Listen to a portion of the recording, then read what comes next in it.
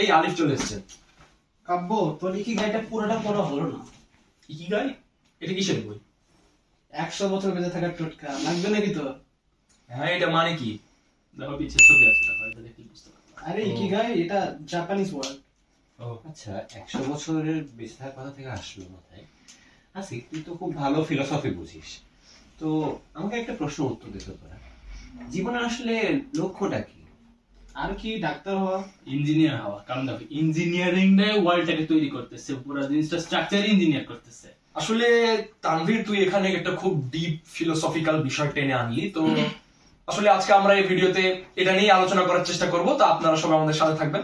ভাই এত নাটকের লাভ নাই গাইজ, একটা হেভি আলোচনা হবে, আপনারা বসে দেখেন, ভিডিওটা দেখেন। এবং আর কি বলবো, এই খাদেম ভাই ইন্ট্রো মারো, ইন্ট্রো মারো।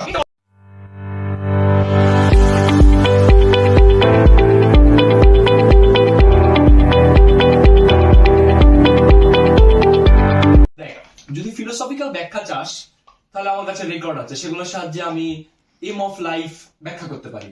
গো হেড। আচ্ছা, দেখে বলি, যেহেতু বিষয়টা একটু জটিল। অ্যারিস্টটল বলে যে লাইফে ইউজাইমেনিয়া অর্জন করতে হয়, যেটা বলা যেতে পারে হ্যাপিনেস, পাশাপাশি ক্যারেক্টার ডেভেলপমেন্ট একটা বড় জিনিস। স্টোইক ফিলোসফাররা বলে যে জীবনে প্রকৃতি ও রিজনের সাহায্যে গড়ে তোলা, আর জ্ঞান অর্জন আর সাফারিং থেকে দূরে থাকা। সার্তে বলেছিল যে জীবনে ব্যক্তিগত চয়েসের ভিত্তিতে পারপাস আনতে হয় কর্মের মাধ্যমে। একই সাথে স্বাধীনতা ও দায়িত্বশীলতা গুরুত্বপূর্ণ নিয়ামক। লে ভাই তুই এবার থাম। আচ্ছা, সবকিছু যদি একটাই সিম্পল হয় তাহলে লাইফ এতটা জটিল দেখায় কেন?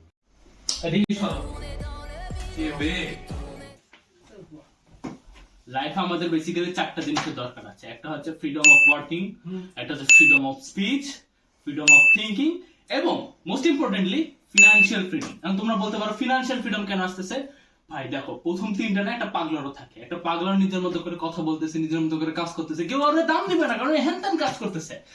এখন একটা মানুষ যখন ফিনান্সিয়াল ফ্রিডম অর্জন করে তখন সবাই তাকে গুরুত্ব দেয়, এবং মোস্ট ইম্পর্টেন্টলি আমরা যে কোনো কাজের মাধ্যমে হোক আর যেভাবে হোক আমরা ফিনান্সিয়াল ফ্রিডমটাই অর্জন করতে চাই। ওরে তুলোলা ইন্ট্রোতে তুই থাম। ভেরি জোর বোঝা। सारी उम्र मैं जो कर जा बड़े आ रहा तेरे पीछे। জোকস অ্যাপার্ট, কাব্য যে কথাগুলো বললো, যে চারটা বিষয়, আসলে এগুলো কিন্তু আসলে লজিক আছে। কারণ আমাদের লাইফের উন্নতির জন্য আসলে এই চারটা বিষয়ের বাইরে আমাদের আর কি কি প্রয়োজন হতে পারে, কি বা হতে পারে প্রয়োজন? হেলথ, ফ্রিডম, ইন্ডিপেন্ডেন্স, হ্যাপিনেস, এগুলোর কি আমাদের জীবনে কোনো দরকার নেই বা মানে রাখে না? আমি তো মনে করি এগুলো অবশ্যই প্রয়োজনীয় জীবনে। না দেখো, তুমি যে ইয়ার কথা বললে, যে হেলথ ফ্রিডম এর কথা বলো, এখন দেখো হেলদি বলতে কিন্তু আমরা আলাদা করে কোনো আরাম বোধ বুঝি না। কারণ হেলদি মানে একটা স্ট্যাটিক অবস্থা, যে আমার আলাদা করে কোনো কষ্ট হচ্ছে না বা আমি অন্য কিছু বলছি না। এখন হেলদি আমরা কেন হতে চাই? হেলদি হতে চাই শুধুমাত্র কাজ করার জন্য। আমি যে পয়েন্ট বললাম যে ফ্রিডম অফ ওয়ার্কিং, একজন যদি ওয়ার্কিং প্লেসে ফ্রি হতে চায়, মানে সে যদি স্বয়ংক্রিয়ভাবে কাজ করতে পারে, এটাও কিন্তু হেলদি হতে হবে। তাই আমরা যদি ফ্রিডম অফ ওয়ার্কিং অর্জন করতে চাই, আমাদের প্রথমে কিন্তু হেলদি হতে হবে। তা আলাদা করে হেলথ ফ্রিডমের কিন্তু কোনো দরকার নেই। তারপর তুমি যেটা বল ইন্ডিপেন্ডেন্স, ইন্ডিপেন্ডেন্স তো কোনো না কোনো ভাবে আসতেছে, কারণ এই চারটা ক্রাইটেরিয়া যদি আমরা ফিল আপ করতে পারি, বিশেষ করে ফিনান্সিয়াল ফ্রিডম যদি আমরা আনতে পারি, আমরা কিন্তু অলরেডি ইন্ডিপেন্ডেন্ট। আর যেটা বললা যে কি জানি বললা, হ্যাপিনেস, হ্যাপিনেস, হ্যাপিনেস আলাদা, কিন্তু এটা মেন্টাল স্ট্যাটাস, এটাতে বাইরের মানুষ থেকে ইয়ে হয় থাকে। তো আর হ্যাপিনেসের বিষয়টা কি? হ্যাপিনেস হচ্ছে আমাদের সারাউন্ডিং এ যে মানুষ, যে ঘটনা, সেগুলো দ্বারাও কিন্তু এটা অনেকভাবে নিয়ন্ত্রিত হচ্ছে। হ্যাঁ, হ্যাপিনেস বিষয়টা আমরা কোনো কিছুকে কিভাবে পারসিভ করছি সেটার উপরে ডিপেন্ড করছে, এবং এই পারসিভিং এর বিষয়টা কিন্তু মূলত আমাদের ফ্রিডম অফ থিঙ্কিং এর মধ্যে পড়ছে। এক্স্যাক্টলি। এখন আমাদের যদি ফ্রিডম অফ থিঙ্কিং থাকে তাহলে তো হয়ে গেল, আমাদের লাইফ আর কি লাগে? আসলে এগুলোই যদি আমাদের লাইফের লক্ষ্য হয় তাহলে তো আমাদের জীবন, সাধারণত আমাদের জীবনে যে এত কমপ্লেক্সিটি, তাহলে তো আমাদের জীবন এত কমপ্লিকেটেড হওয়ার কথা ছিল না। তাহলে তো আমাদের এগুলো যদি, এই চারটায় যদি আমাদের লাইফের গোল থাকতো, তাহলে তো আমাদের লাইফ অনেকটা সিম্পল হতে পারতো। তো সেক্ষেত্রে তো আমাদের লাইফ তো সিম্পল না। আমাদের সোসাইটিতে যেরকম ইঞ্জিনিয়ারিং, ডক্টর, এই তাহলে এই প্রফেশন গুলো এত হাইট কেন? পয়েন্ট। আমি তোর কি মনে হয়? আচ্ছা, এই কথাগুলো যখন আসলো, তো তুই কি কোনো উইট প্যারাডক্সের নাম শুনেছিস? উইট প্যারাডক্স ওটা কি? উইট প্যারাডক্স মূলত এমন একটা প্যারাডক্স যেখানে যা থেকে আমরা আসলে জানতে পারছি যে আমাদের এই যে সামাজিক নিয়ন্ত্রণ, একজনের পরাধীন হয়ে আরেকজনের কাজ করা, এই বিষয়গুলো আসলে কোথা থেকে এসেছে বা কিভাবে এসেছে এই বিষয়গুলো আমরা উইট প্যারাডক্সের মাধ্যমে জানতে ও পারি। হ্যাঁ হ্যাঁ হ্যাঁ, তোমার এই উইট প্যারাডক্স না, এই যে ইভান নোয়া হারারির সাপিয়েন্স বইটা আছে পপুলার, তো এই জায়গাটাতে আমি প্রথম উইট প্যারাডক্স দেখছি, পরে দেখলাম যে ইউটিউবে তোমার খালিদ ফারহানের একটা ভিডিও আছে উইট প্যারাডক্স নিয়ে। তো ওখানে কি হয় যে অস্ট্রেলিয়াতে মনে হয় তুমি দেখছো অস্ট্রেলিয়া, হ্যাঁ, খালিদ ফারহানের ভিডিও দেখছো, হ্যাঁ, দেখেছি। তো তোমার অস্ট্রেলিয়াতে একটা জায়গাতে ওরকম গম আবিষ্কার হয়। গম এমন একটা জিনিস ইজি টু প্রডিউস, বাট পেটও ভরে, খাইলা পেট ভরে গেল। একটা সময় ছিল যে আমাদের নিজেদের খাবার নিজেরা হান্টার গ্যাদারার যখন ছিল আমরা নিজেদের খাবার নিজেরা কালেক্ট করে নিতাম, আমরা নিজেরাই খাইতাম। যখন গম আসলো আস্তে আস্তে মানুষ গমটাকে চাষাবাদ করতে শুরু করলো, জিনিসটা খাইতেও মজা, একটা মিষ্টি, এভাবে যখন চলতে থাকলো একটা সময় আসলো যে মানুষ জমি অধিকার করতে শুরু করলো। যখন জমি অধিকার করতে শুরু করলো তখন কিছু শ্রেণীর মানুষ, যুবক টাইপের মানুষ, তাদেরকে ওরা নিয়োগ করলো কাজ করার জন্য। এই যে একটা স্তরের মাধ্যমে কাজ আসতেছে, যে এই যে জমিটাতে থেকে যে গমটা হচ্ছে তার কিছু অংশ ইয়ারা পাচ্ছে, মানে যে কাজ করছে সে পাচ্ছে, আর কিছু অংশ যার জমি সে পাচ্ছে। এই যে একটা স্তর ক্রিয়েট হয়ে গেল, এইভাবে না জটিলতা ক্রিয়েট হয়। আবার তোমার মনে করো একটা ইয়ে ছিল না, রোগ মানুষ যখন আসলে সবাই যখন আসলে এরকম, কারণ প্রথমে তো মানুষ আসলে যাযাবর ছিল, মানুষ যে যেখানে যেটা পেতো ওখানে হান্ট করে খেত। তো যখন আমরা আসলে এরকম গম ডিসকভার করা গেল, তখনই কিন্তু আমাদের পৃথিবীতে প্রথম মানুষ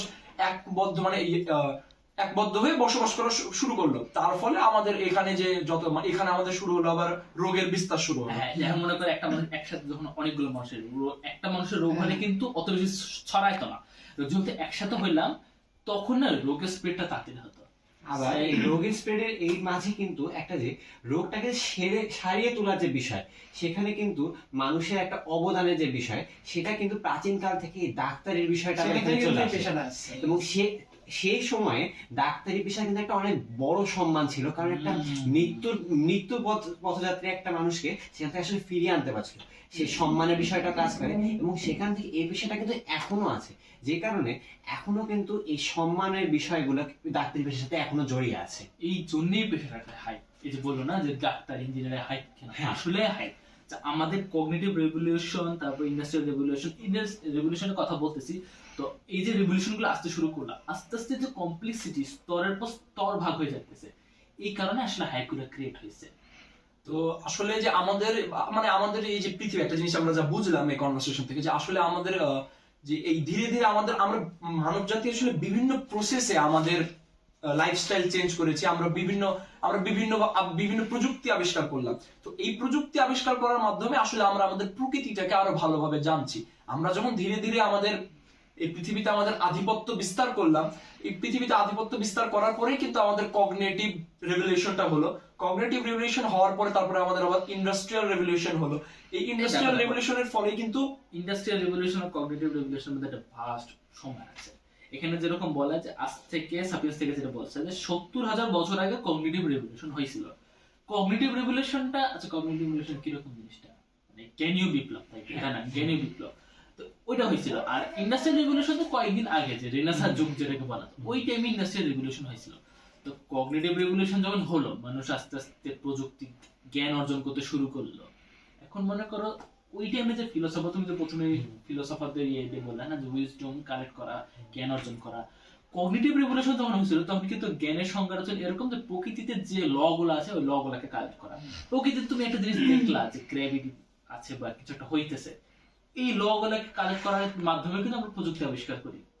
যদি আমরা ল গুলোকে না জানতে পারতাম তাহলে কিন্তু প্রযুক্তি কোনোদিন আসতোই না। এই যে ল গুলো ক্রিয়েট করো, ওটাই এক হিসেবে উইজডম। মানে কথা হচ্ছে আমি প্রকৃতি থেকে আসলে যে আমি জ্ঞান আহরণ করছি, ওটা এক প্রকার ফিলোসফারদের ভাষায় সেটা আমরা উইজডম হচ্ছে। আসলে আমরা কোনো জিনিসকে কিভাবে দেখছি, সেখান থেকে কিভাবে অভিজ্ঞতা অর্জন করছি এবং সেই জ্ঞানগুলোকে আসলে কিভাবে ব্যবহার করছি, সেটাই মূলত আমাদের এই উইজডম। এবং এই উইজডমকে আমরা ব্যবহার করছি আমাদের বাস্তবিক জীবন। আচ্ছা, ইন্টার সাবজেক্ট রিয়েলিটি আসলে কি? এটা কি মানুষ ক্রিয়েট করে? যেমন ধর ল, নেশন, কারেন্সি, এগুলো এই টাইপের জিনিস। এই জিনিসটা না কয়েকদিন আগে যে নেক্সাস বইটা আসলো না, ইউভাল নোয়া হারারি রিসেন্টলি কিন্তু নেক্সাস বই 2024 সালে কয়েকটা ইভেন্ট নিয়ে আছে। এখানে দেখানো হয়েছে রিয়েলিটি দুই প্রকার, অবজেক্টিভ রিয়েলিটি, ইন্টারসাবজেক্টিভ রিয়েলিটি। অবজেক্টিভ রিয়েলিটিটা যেটা হলো যে ধরুন বাস, এটা অবজেক্টিভ রিয়েলিটি, এটা বর্তমানে আছে। পর্বত, বাতাস, এই টাইপের জিনিসগুলো আছে অবজেক্টিভ রিয়েলিটি। ইন্টারসাবজেক্টিভ রিয়েলিটি গুলো আমরা ক্রিয়েট করছি। এই যে স্তরের পর স্তর ভাগ হয়ে আসলো না, তুমি যেটা বললে না কারেন্সি, কারেন্সি দেখো স্তর আছে জন্য কিন্তু আমাদের কারেন্ট এই যে কারেন্সি জিনিস হ্যাঁ, ডলার এটা কিন্তু মানুষ সে অনুযায়ী লেভেল এই জিনিসটা হচ্ছে শুধুমাত্র স্তর তৈরি করার জন্য। আর এই স্তরটাই যে কগনিটিভ রিভলিউশন থেকে আস্তে আস্তে আমরা উন্নত হয়েছি। এখন তো উইড প্যারাডক্স, আমরা উইড প্রোডাকশন করছি, আমরা অনেক ক্ষেত্রে ডমিনেটেড হয়েছে, ঠিক আছে, বাট এটা না আসলে কিন্তু আমরা এত উন্নত হইতাম না, হয়তো আমরা হান্টার গ্যাদারারই থাকলাম। যেহেতু আমরা ওভারকাম করছি তাই উইড প্রোডাকশনকে খারাপ ভাবে দেখা যাবে না। আবার একইভাবে এই যে ইন্টারসাবজেক্টিভ রিয়েলিটি আস্তে আস্তে না, ইন্টারসাবজেক্টিভ রিয়েলিটি আমাদের ঘিরে ধরছে। এই যে কমার্স জিনিসটা বা ইকোনমি জিনিসটা, আমি যে একটু আগে অ্যান্ড্রয়েড সাইজে বললাম ফিনান্সিয়াল ফ্রিডম, কেন বললাম? কারণ টাকাটা এখন অনেকটা ইম্পর্টেন্ট ভ্যালু রাখে। তুমি যে করে হোক, তুমি ইঞ্জিনিয়ার হোক, ডাক্তার হোক, রিয়েল এস্টেট ব্যবসায় হোক, যে করে হোক, তোমার স্টার্ট আপ থাকুক, তুমি তো স্টার্ট আপে খুব কথা বলে, স্টার্ট আপে যদি থাকে তাও আমরা ইকোনমিটা দ্বারা কন্ট্রোল, কারণ আমাদের আছে ইন্টারসেক্টিভ রিয়েলিটি। আবার আমরা যদি যে কোনো ধরনের ইন্টেলেকচুয়াল ওয়ার্কের কথাও বলি, স্টিল আমাদের একটা ফাইন্যান্সিয়াল স্টেবিলিটি দরকার হয় লাইফ লিড করার জন্য। ফাইন্যান্সিয়াল স্টেবিলিটি আমাদের অফকোর্স লাগবে, এবং সেই কারণে আমরা ফাইন্যান্সিয়াল স্টেবিলিটির সাথে আমরা বাউন্ড, আমরা এটাতে অ্যাকচুয়ালি আমরা চারিদিক দিয়ে আমরা আবদ্ধ। এই কারণে যদি ফাইন্যান্সিয়াল ফ্রিডম আমাদের না থাকে, যে আসলে লাইফ লিড করাটা সেক্ষেত্রে অনেকটা জটিল হয়ে যায়। এবং আসলে যে আমরা ইজি হয়ে যাওয়ার কথাগুলো বললাম, যে এই ফ্রিডমগুলো কেন আমাদের লাইফ যে ইজি হবে, এটা না থাকলে যে আসলে জটিল হয়ে যাচ্ছে, আমরা এখান থেকে আসলে সেটা বুঝতে পারছি যে আমাদের লাইফটা কতটা জটিল হয়ে পড়বে এই ফ্রিডমগুলো না থাকলে। এখন দেখো এই জিনিসটা, এই যে এখন ইনস্টাগ্রামে একটা সেদিন আমি হুদা একটা রিল দেখলাম, তো ওখানে বলে যে জগতে সবকিছু ফ্রি, তাহলে আমি টাকা দিয়ে কিনছি কেন? আমি ফল খাবো, ফল তো গাছ থেকে পারলে ফ্রি, গাছ তো আমার থেকে টাকা নিচ্ছে না, তাই টাকা জিনিসটা আসছে কোত্থেকে? এই যে স্তর তৈরি হয়ে গেছে, আমার জন্য এই ফল পাড়ার কাজটা করে দিতেছে একজন, তাকে আমি একটা মানে কিছু একটা দিয়ে বিয়ে করছি, এইটা হচ্ছে পেপার মানি। আস্তে আস্তে আমরা ভার্চুয়াল মানি আসলো, বিটকয়েন আসলো, ডজ কয়েন আসলো, অনেকগুলো আসলো, ক্রিপ্টোকারেন্সি আসলো। তুমি অবজেক্টিভ রিয়ালিটির জন্য তোমাকে পে করতে হয়, না, তোমাকে ইন্টারসাবজেক্টিভ রিয়ালিটির জন্য পে করতে হয়। এটাই হচ্ছে একটা আচ্ছা, বিষয়। এই সবকিছুর প্রথমে যদি যায়, আসলে আমাদের জীবনে যে এই যে জটিলতাগুলো, এটা শুরু হচ্ছে, যদি আমরা বলি, এটা শুরু হচ্ছে আমাদের উইড প্যারাডক্স থেকে। তো at the end of the day আমরা যদি সামারাইজ করতে চাই, যে কগনিটিভ রিভলিউশনের সময় যে এই যে উইড প্যারাডক্স বা উইড প্রোডাকশন হলো, উইড প্রোডাক্ট হলো, আমরা উইড কনজিউম করলাম, আস্তে আস্তে একজনের কাজ আরেকজন দেখে দিয়ে করাচ্ছিলাম, স্তর তৈরি হলো, স্তর হতে হতে আমরা আস্তে আস্তে ইন্টারসাবজেক্টিভ রিয়েলিটির মধ্যে প্রবেশ করলাম, যেখানে যেখানে যেখানে শুধুমাত্র অবজেক্টিভ রিয়েলিটি একমাত্র ইয়ে না, ইন্টারসাবজেক্টিভ রিয়েলিটিও আছে। হ্যাঁ, তো এটা যখন হতে থাকলো আস্তে আস্তে এখন আমরা অনেক বড় কিছু হয়ে গেছে, অনেক কমপ্লিসিটি হয়ে গেছে। এখন আমাদের কাছে ক্রিপ্টোকারেন্সি আছে, কত ভাবে যে আমাদের কন্ট্রোল করা হচ্ছে, বা আমাদের যে সোসাইটিতে যে কত কিছু ভাবে কি হচ্ছে, আমরা অনেকেই কিছু বুঝি না। এখন একটা জিনিস এক্সিকিউট করাটা একটু কঠিন হতে পারে, বাট আমরা এখন যে এই যে উন্নত হয়েছি, এই জিনিসটা হয়েছে শুধুমাত্র উইড প্রোডাকশনের জন্য।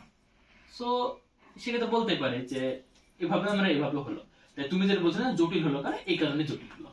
আচ্ছা, তাহলে এই যে উইজডমের বিষয়টা, বর্তমানে আমাদের যে এআই রেভলিউশনের এই যে যুগ, এইখানে এসে এআই এর যুগে উইজডম মানে আসলে কি? Very good question, but really I have no answer. দেখ, ওয়াইজডম এখনো কিন্তু মানবিক ভিত্তি। হ্যাঁ, ইভেন ওয়াইজডমের যে পজিটিভ দিকটা, এটা পুরোটাই মানবিক ভিত্তি। সো এখন আমাদের মানুষদের বুঝতে হবে যে আমাদের পারপোজটা কি। আসিফ যেটা বলবো যে হ্যাপিনেস খোঁজা, সো আমরা কিন্তু মানুষকে হেল্প করে হ্যাপি হই, আমরা হেল্প করি, আমাদের ভালো লাগে, সো আমরা খুশি হই।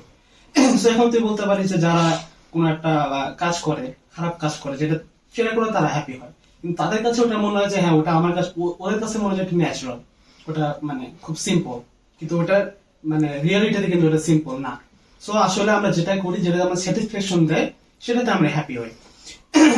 তো তুমি যেটা বললে না, এটাতে একটা ভালো জিনিস আছে, দেখো এখানে কি লেখা, stories ব্রট us together, books spread our ideas and our mythologies, the internet promised infinite knowledge, the algorithm learned our secrets. সেটাই রে ভাই। দেখ, আমাদের লাইফস্টাইল যতই উন্নত হোক, আমরা যতই জটিল করি না কেন, আসলে কিন্তু আমরা আদৌ ডেভেলপ না। কারণ দেখ, আমরা আমাদের সর্বোচ্চ জ্ঞান ব্যবহার করে সাপোজ পারমাণবিক অস্ত্র তৈরি করলাম, সেটা একটা জায়গায় ড্রপ করলাম, একটা হিউজ এরিয়াতে ধ্বংস হইলো, প্লাস হাজার হাজার নিরীহ মানুষ মারা গেল। এটা আসলে কেমন ডেভেলপমেন্ট? মানে এটা মানে আছে, এটা কিন্তু উইজডম, এটা কিন্তু উইজডম হতে পারে না, এটা উইজডম না। তার মানে উইজডমটা কি? এই যে তুমি নিউক্লিয়ার উদাহরণ দিলে না, এই নিউক্লিয়ারটা ব্যবহার করে যদি আমরা পরিবেশের ক্ষতি না করে কোনোভাবে এনার্জি জেনারেট করতে পারি, যেটার মধ্যে আমাদের জীবন সহজ হবে, এটা হচ্ছে উইজডম। এটাকে একই হিসেবে উইজডম বলা যেতে পারে না। এই জিনিসটা আমাদের লাইফে অ্যাচিভ করার চেষ্টা করা যেতে পারে। এটা কি একরকম আমরা এম ইন লাইফ বলতেই পারি। ফিলোসফার যেটা বলছিল যে উইজডম কালেক্ট করা, এটা একটু পিওর উইজডম। তাহলে আমরা এটা আসলে কোন সলিউশনে দাঁড়াতে পারি আমরা এই বিষয়টা? আসলে এটা সলিউশন হতে পারে যে আমাদের পারপাসটাকে আরো বিস্তৃত করা, এবং আমাদের আসল পারপাস হওয়া উচিত মানুষের সাহায্য করা, এবং এই সাহায্যের মাধ্যমে আমরা আসল যে গ্রোথটা সেটা অর্জন করতে পারবো। তো এটা তো তোমার মনে করো কোন স্কুল প্রজেক্ট না যে তুমি আমি র্যান্ডম সিলেক্ট করলাম, কাজ করলাম, হয়ে গেল। এটা তো অনেক ঝামেলা রিয়েলিস্টিক করতে গেলে। হ্যাঁ, সত্যি ঝামেলা তো আছে, তবে আসলে পদক্ষেপ তো নিতে হবে। আবার ঝামেলার বিষয় থেকে একটা কথা মনে পড়লো, ধরো কি কেউ মেন স্যাক্রিফাইস ফর মিনিং বইটা পড়েছিস? দেখলাম সেদিন বই মেলা হলো না, ওইটা দেখলাম। ওই যে দ্বিতীয় বিশ্বযুদ্ধের হ্যাঁ হ্যাঁ, দ্বিতীয় বিশ্বযুদ্ধ কি হয়েছে? বইটা লিখেছে ভিক্টর নামে একজন। হ্যাঁ হ্যাঁ এবং সেখানে মূলত সেখান থেকে আমরা যে একটা বিষয় খুব ভালো মতো শিখতে পারি যে আমাদের সাফারিংকে আমাদের গ্রোথ বানাতে হবে। আমরা আমাদের যে সোশ্যাল লাইফ, এখানে এত ধরনের সাফারিং। পড়ছো তুমি পুরোটা? হ্যাঁ। আচ্ছা, তো তুমি পড়নি পুরোটা? না আমি এমনি দেখছি খালি। আমি সেখান থেকে যা বুঝতে পেরেছি যে আমাদের যে সাফারিং, আমাদের সোশ্যাল লাইফে যে সাফারিং গুলো, এগুলোকে আমাদেরকে গ্রোথের পরিণত করতে হবে, এবং এর মাধ্যমে আমাদের গ্রোথটা অ্যাকচুয়ালি স্টেবল হবে। এরপরে আমাদের যে সামনে যে এতগুলো চ্যালেঞ্জ আছে, এই চ্যালেঞ্জ গুলোকে আমাদেরকে আমাদের কারেজ বানাতে হবে। কাজ বানাতে হবে। কাজ বানালে আমরা সেটাকে অ্যাকশনে রূপান্তর করতে পারি। হ্যাঁ, এবং আলিফ যেটা বললো হেল্প করার বিষয়টা, আসলে আমাদের যে পারপাসটা হওয়া উচিত, এই পারপাসের বিষয়ে এই মেন্স স্যাক্রিফাইস ফর মিনিং এই বইটাতে বলা হয়েছে। মানে এইখানে একটা জিনিস বোঝা যায় যে পারপাস ইজ বিয়ন্ড সেলফনেস। হ্যাঁ, right, purpose is beyond selfness. হ্যাঁ, এই বিষয়টা আমাদেরকে আমাদের পারপাস নির্ধারণ করার সময় আমাদেরকে মাথায় রাখতে হবে। কিন্তু আসলে সমস্যাটা কি, আমাদের এই যে জেনারেশন, আমরা Super আসলে depressed. ঝামেলা নিতে চাই না, ঝামেলা নিতেই পারি না আসলে। ঝামেলাতে নিল, এই যে কয়েকদিন আগে যেটা হলো সেটা ঝামেলা কি ছিল না, ম্যাচ এই যে মুভমেন্টটা হলো। হ্যাঁ। কিন্তু আসলে একটা দুটো উদাহরণ দিয়ে হবে না, আমরা যদি পুরো এই বিষয়টাকে পরিবর্তন করতে চাই অনেক রকমের কাজ করতে হবে। এই কাজটা আমরা করতে চাই। মানে বিষয়টা হচ্ছে কেমন, আমরা সবাই পরিবর্তন চাই কিন্তু কেউ পরিবর্তন করতে চাই না। ডিপ্রেশন কি বলো ভাই?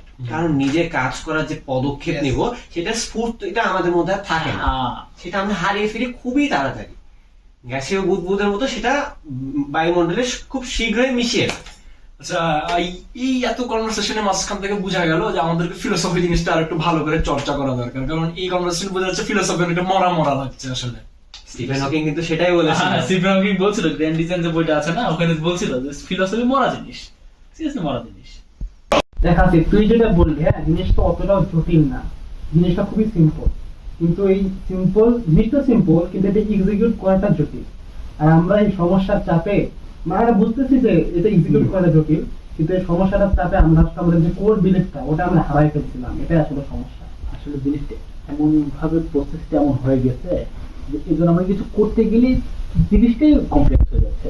কারণ ওই যে কগনিটিভ রেগুলেশনের প্রত্যেক স্তরের পর স্তর স্তর হচ্ছে, এই জন্য আমরা যে করলে করা যায় না, এই জিনিসটা হয়ে আছে, এটার জন্য সমস্যা হচ্ছে। তাই কিন্তু আমাদের যে করবি মানুষকে ভালো করা, মানুষকে সাহায্য করা, এগুলো তো কোনোদিন চেঞ্জ হবে না। এটাই তো আমাদের পার্সেস অফ লাইফ আছে, উন্নত লাইফ। কারণ কমপ্লেক্সিটি বাড়তে থাকবে, আমরা সভ্যতা উন্নত হবে, আর অনেক কিছু অ্যাড হবে, এগুলো কমপ্লেক্স হতে থাকবে। কিন্তু এই যে জিনিসটা পার্পস অফ লাইফ, যেটা আমাদের টপিক ভিডিও শেষ দিকে চলে আসলাম, এটা যে বিধি, এটা তো কোনোদিন চেঞ্জ হবে, এটা তো করবি। তো তাহলে এই বিষয়টা কি আসলে উইজডম? হ্যাঁ, বলা যায় এটাই উইজডম। এই একটা জিনিস মিস করলাম। আচ্ছা, মিস করলাম। কি মিস করলি? বলে ফেল, ভিডিও শেষ দিকে চলে এসেছি। দেখিস আবার ইনভোকেট হয়ে যাস না। না, তোমার কয়েকদিন একটা বই শেষ করলাম যে লামার লেখা, তোমার বইটার নাম আছে দ্য আর্ট অফ হ্যাপিনেস। হ্যাঁ, রিসেন্টলি বইমেলাতে দেখেছিলাম। হ্যাঁ হ্যাঁ হ্যাঁ, লাল রঙের বইটা। তো ওখানে ওরকম হ্যাপিনেস হওয়ার জিনিসটা দেখানো আমাদের লাইফে, ওখানে দেখানো হচ্ছে লাইফের পারপাস হচ্ছে হ্যাপি হওয়া। তো ওখানে বলা আছে যে সবার সাথে আমাদের একটা হ্যাপি কানেকশন বিল্ড আপ করতে হবে। কানেকশন? কিসের কানেকশন? কানেকশন, মানুষের সাথে মানুষের কানেকশন। তো আচ্ছা, ধরলাম একটা মানুষ যে কিনা এরকম জনমানব থেকে একটু দূরে থাকতে পছন্দ করে, তারপরে বিয়ে শাদী করে নাই, আচ্ছা, তারপরে মানে সে মোটা থাকে, সে নিজের কাজ নিয়ে ব্যস্ত থাকে, তো সেরকম মানে সেই মানুষের আবার কিসের সাথে কানেকশন? এখন ওই টাইপের মানুষ আসলে সমাজে এক্সিস্ট করে, যেটা সত্যি কথা। তো ওই টাইপের মানুষগুলোর জন্য কি হবে, ওরা ওদের ওয়ার্কিং প্লেসের সাথে কানেক্টেড, ওদের ওয়ার্কিং প্লেসের সাথে যখন ওরা হ্যাপি কানেক্টেড থাকবে তখন তারা হ্যাপি। এবং শুধু নট অনলি ওয়ার্কিং স্পেস, তাদের যে সারাউন্ডিং নেচার, এটার সাথে আমাদের একটা হ্যাপি কানেকশন বিল্ড আপ করতে হবে, তাহলে আমরা হ্যাপি হতে পারবো। তাই আমরা ভিডিও শেষ করে ফেলছি, যেহেতু লাস্টে এইটাই বলতে পারি, লাইফের পারপাস উইজডম অর্জন করা এবং হ্যাপি হওয়া। এই হ্যাপি কানেকশন বিল্ড আপের মাধ্যমে আমরা হ্যাপি হতে পারবো। তার মানে আমরা ভিডিও শেষ দিকে আসলে এটাই প্রমাণ করতে পারলাম যে in life is being happy. ভিডিওটা অনেক বেশি কেমন যেন লাগছে, তাই না? আসলে আমাদের লাইফের মেইন টার্গেট হ্যাপি হওয়া, কাহিনী শেষ। হ্যাপি হতে গেলে আমাদের উইজডম লাগবে, এটাই। অত কিছু প্যারা নেওয়া তো লাগবে না, ভালো কাজ করবো, মানুষকে ভালোবাসবো, প্রকৃতিকে ভালোবাসবো, কিভাবে মানুষের সাহায্য করতে পারবো, এটা অর্জন করা একটা উইজডম। আবার সেটার জন্য আমি আমার নাম যে বইয়ে লেখা থাকবে এটা আমি আবার ভেবে বসবো না, এরকম ভাবলে আমার মন খারাপ হয়ে যাবে, ওই প্যারাটাও আমরা নেবো না। আমি কিছু ভালো করলাম, কিছু উইজডম অর্জন করলাম, সেটা মানুষকে নাই বা জানলাম, মানুষ নাই বা জানলো, এটাই ভালো চিন্তা, হ্যাপি কানেকশন, এই তো এটাই এই। আর এটা প্রথম ভিডিওতে, তাই একটু কনসিডার করবেন। ধন্যবাদ।